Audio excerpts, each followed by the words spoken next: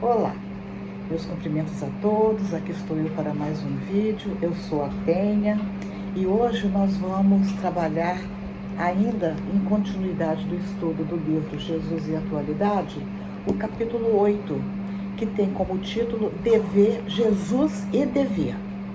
E eu gostaria de começar falando do profundo senso de dever que Jesus tinha na época e continua tendo naturalmente, né? Porque é o mesmo Espírito. Então, assim, em nenhum momento, mesmo naqueles momentos mais cruciais, onde os desafios eram enormes, e eu estou me referindo basicamente nas vésperas da crucificação, quando ele, na sua oração, Pai Nosso, ele fala, seja feita a tua vontade e não a minha. Porque ele tinha plena consciência que o dever dele, ele tinha uma missão a cumprir. Então, por isso, ele não cede nem aquela, que ele deve ter tido um certo medo, né? Eu imagino, difícil, mas deve. E ele, ciente da importância da sua missão, ele fala, na oração ele fala, Senhor, faça feita a tua vontade acima da minha. Bom, então dito isso, nessa lição da Joana de Ângeles, que o livro é psicografia do Divaldo, mas a autora espiritual é a Joana de Ângeles.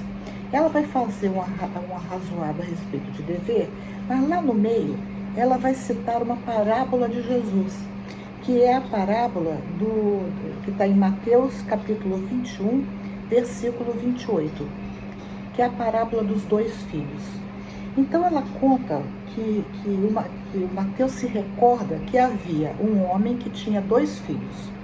E esse homem fala ao primeiro, filho, vai hoje trabalhar na vinha.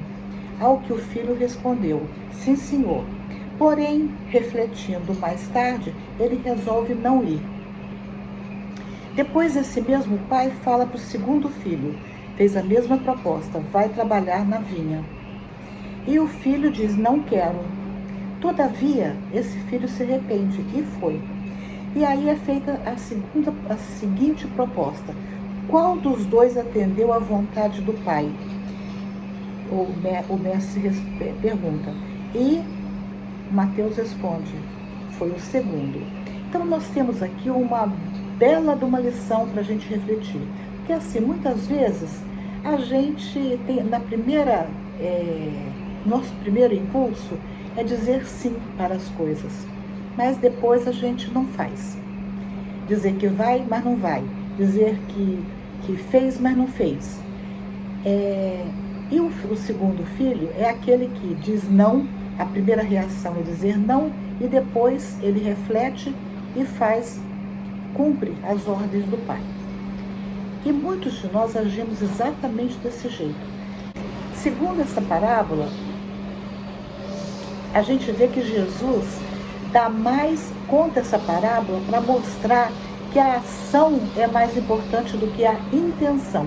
Eu posso ser uma pessoa cheia de sonhos, cheia de planos, cheia de boa vontade, mas se eu não ponho aquilo em prática, se eu não faço acontecer aquilo que eu me proponho ou que faz parte das minhas atribuições, na concepção de Jesus, segundo essa parábola, eu não cumpri o meu dever. Interessante isso, né? E a Joana diz o seguinte, que é mais importante o fato do que a intenção, palavras literais dela.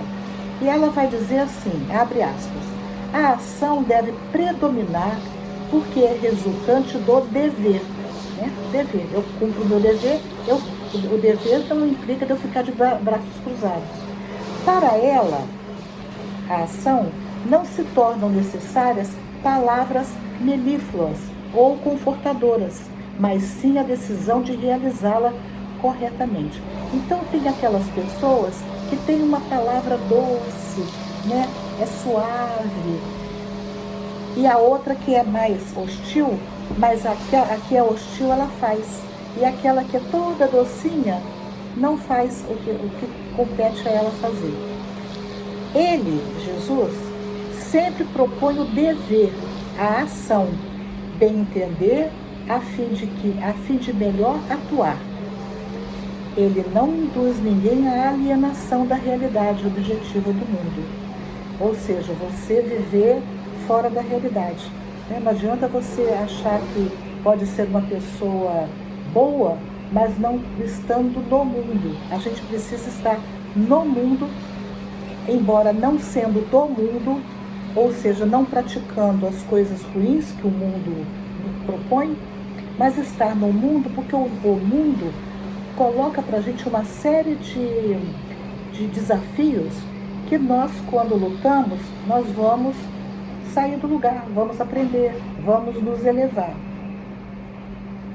E a Joana continua dizendo que diante dele, de Jesus, estagnação é morte. Quer dizer, quando eu paro no tempo, quando eu fico parada, isso é morte.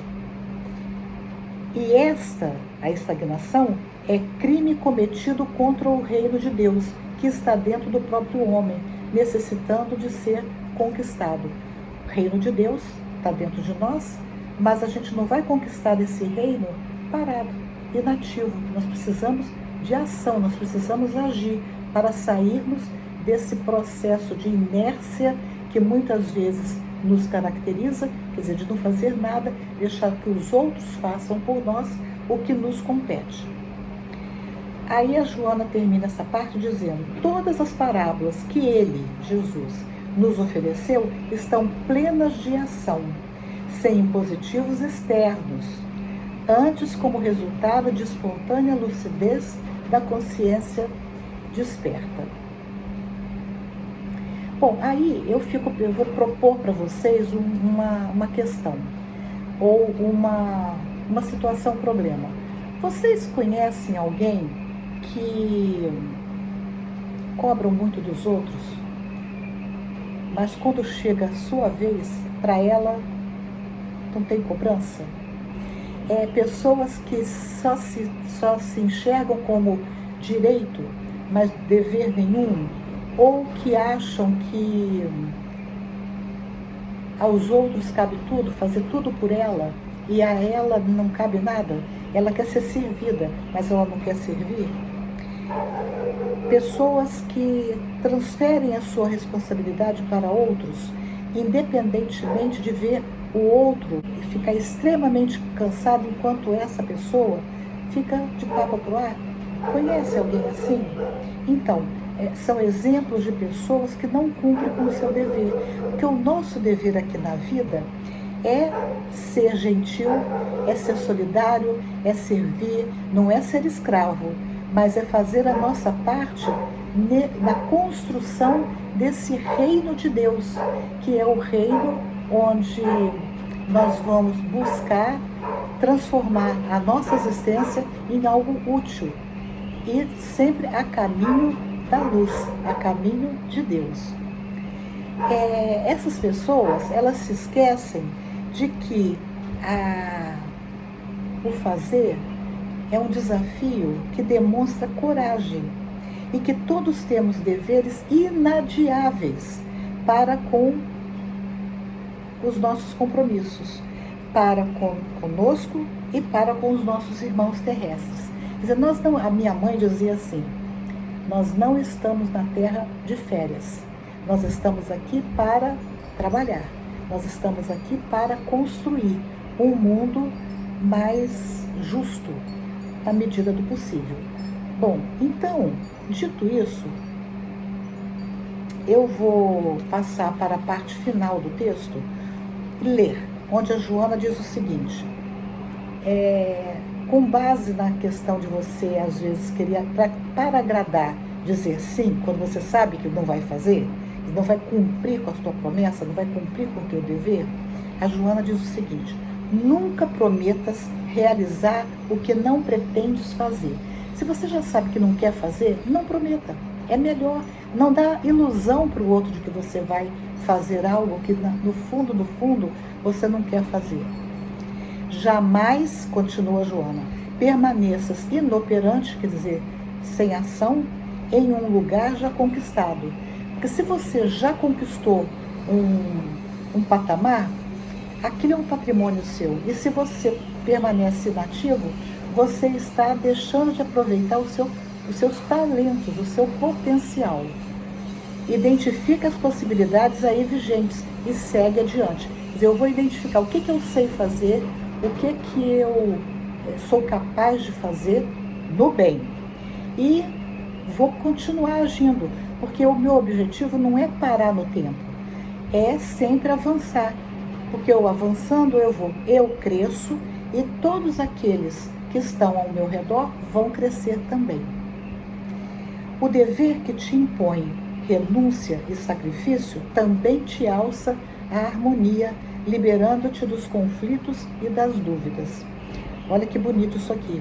O dever que te impõe renúncia e sacrifício, porque todo dever vai exigir de mim abrir mão de algumas coisas, né? Eu tenho que cumprir alguma coisa, então, por exemplo, de repente eu vou ter que dormir menos tempo, eu vou ter que estudar mais. É um dever que me impõe renúncia. Nem sempre essa renúncia vem como uma coisa boa. Muitas vezes eu acho que é um castigo, mas ele diz que não. A Joana diz que não. E que eu também não devo ter dúvidas a respeito disso, porque a dúvida me faz estagnar. Então, se eu sei onde eu quero chegar, eu tenho que arregaçar as mangas e seguir a minha trilha. Não cesses de crescer interiormente. Aqui a gente vê o seguinte: eu tanto posso crescer exteriormente como interiormente. E aqui ela diz interiormente. Então, o que é crescer interiormente? É em valores, em conhecimento, em sabedoria, é o crescer interiormente. Porque crescer exteriormente é quando você almeja ficar rico, ganhar muito dinheiro. Isso é o crescer exteriormente. Aí ela continua dizendo: a insatisfação com o que já lograste, sem rebeldia. Então, eu já alcancei algumas coisas, mas eu continuo insatisfeita. Mas tem duas formas de ficar insatisfeita. Um é com rebeldia. Então eu não aceito estou insatisfeita e eu não aceito. Então a outra é aceitar, para que isso seja motivação para conquistas mais expressivas. Então olha só, às vezes eu estou insatisfeita, né? Quero mais, quero conquistar coisas novas, quero conquistar um novo patamar na minha vida.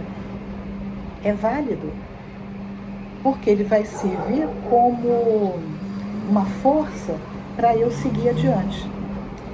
Aí ela diz assim: és servidor do mundo.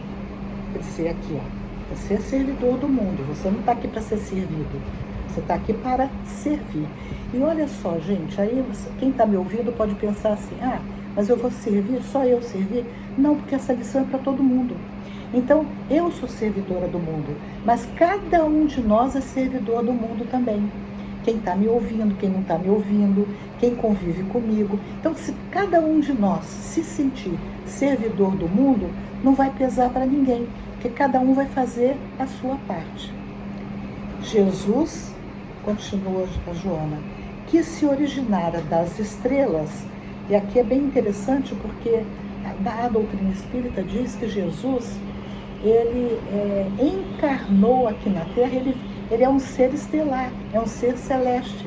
Ele veio para cá para nos ensinar o amor total, né? O amor absoluto. Então ele é um servidor das estrelas. Ele se fez servo de todos e assim se fez para que tivéssemos vida e esta em abundância. Se gostaram desse texto, dê um joinha, compartilhem e façam um comentário a respeito dele. E se desejarem, se inscrevam no canal. Até o próximo vídeo, se Deus quiser.